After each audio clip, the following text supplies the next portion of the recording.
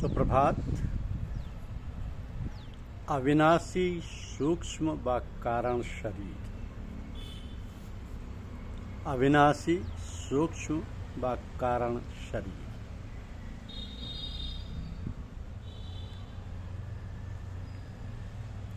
शिष्य में यह अवधारणा निहित होना अत्यंत अनिवार्य है कि गुरुदेव अपना स्थूल शरीर त्याग कर अपने दिव्यलोक सदैव के लिए चले जाते हैं, लेकिन उनका सूक्ष्म व कारण शरीर कभी नष्ट नहीं होता। इसी कारण वो इस भौतिक संसार में सदैव अमर रहते हैं और अपने प्रिय भक्तों की रक्षा व सहायता और अधिक व्यापक रूप से करते हैं। इसी विश्वास को बनाए रखते हुए शिष्य जीवन पर्यंत गुरुदेव का स्मरण करते हुए गुरु में हो जाता है। तो गुरुदेव की आत्मशक्ति का प्रबल और आश्चर्यजनक परिणाम उनके स्थूल शरीर को त्यागने के उपरांत ही दृष्टिगोचर होता है। इसका एक कारण यह भी प्रतीत होता है कि स्थूल शरीर बंधनों से जकड़ा होता है और सूक्ष्म कारण शरीर बंधन मुक्त हो जाता है। तो ऐसे कुछ विशेष उदाहरण अपने जीवन काल में हमारे गुरुदेव ने व्यक्त किए थे और कुछ अन्य संतों के इतिहास में से भी ये प्रमाणित होता है कि सूक्ष्म शरीर में रहते हुए कुछ संत महापुरुषों ने शिष्यों को आत्मज्ञान जैसे दीक्षित करना, आचार्य की पदवी देना प्रदान किया है, जो किन्हीं कारणवश अपने जीवन काल में वो नहीं कर पाए थे। तो कभी कभी गुरुदेव स्वप्न में अपने शिष्यों के मध्य रहकर सत्संग भी कराते हैं और अपनी इच्छा अनुसार आत्मज्ञान की बहुमूल्य निधि भी प्रदान करते हैं। इसका एक विशेष कारण भी है कि शिष्य का हृदय स्वप्न की स्थिति में माया से मुक्त होता है और पवित्र तथा खाली भी रहता है। तो ऐसे हृदय में ज्ञान आसानी से भर जाता है और पवित्रता व स्थायित्व भी प्राप्त कर लेता है। तो ये साधन अत्यंत सूक्ष्म होता है। ये समाज की विडंबना है कि मनुष्य ऐसे संतों महात्माओं का सानिध्य प्राप्त करने के बाद भी अपने अहम को छोड़ नहीं पाते और ना ही इसका प्रयत्न भी करते हैं।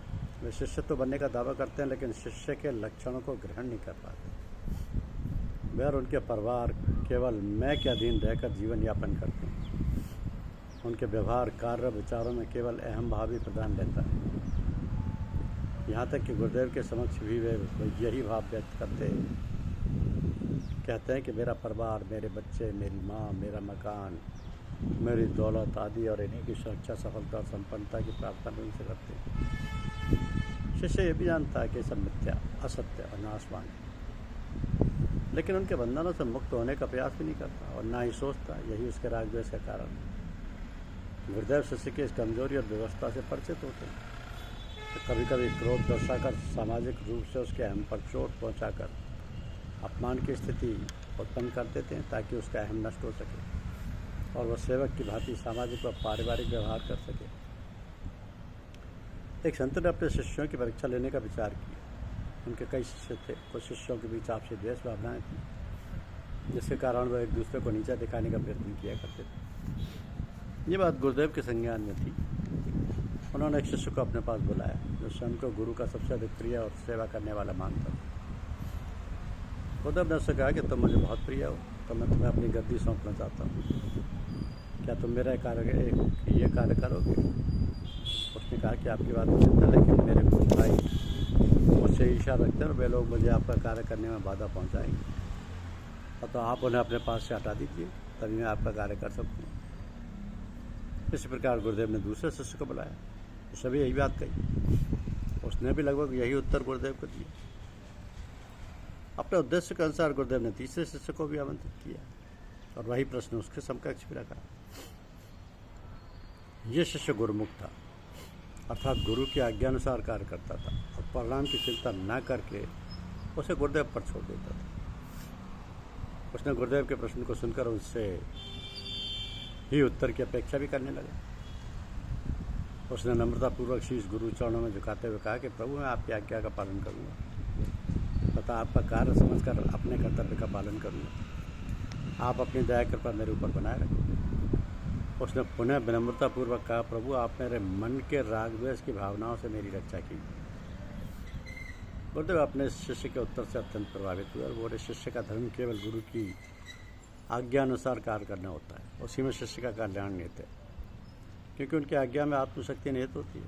कार्य तो गुरु ही करता है, शिष्य केवल उस कार्य को करने के लिए मात्र एक साधन होता है। तो गुरुदेव ने अपने शिष्य को अपने उत्तराधिकारी के लिए उपयुक्त पाया और अपनी गद्दी का भार सौंप दिया। अब गुरुदेव का निर्णय कुछ शिष्यों के लिए जिज्ञासा का विषय बन गया। एक शिष्य जो गुरुदेव का प्रिय वाणिकर्तन था, उसने बहुत साहस करके अपनी जिज्ञासा को बहुत आदर व विनम्रतापूर्वक गुरुदेव के समक्ष रखा। उसने उत्तर देने की प्रार्थना की। इस शिष्य ने गुरुदेव से कहा कि महाराज, उत्तराधिकारी तो सदैव ज्येष्ठ शिष्य होता है, ऐसा मैंने सुना है, जबकि आपने अपना उत्तराधिकारी अन्य को बनाया, ऐसा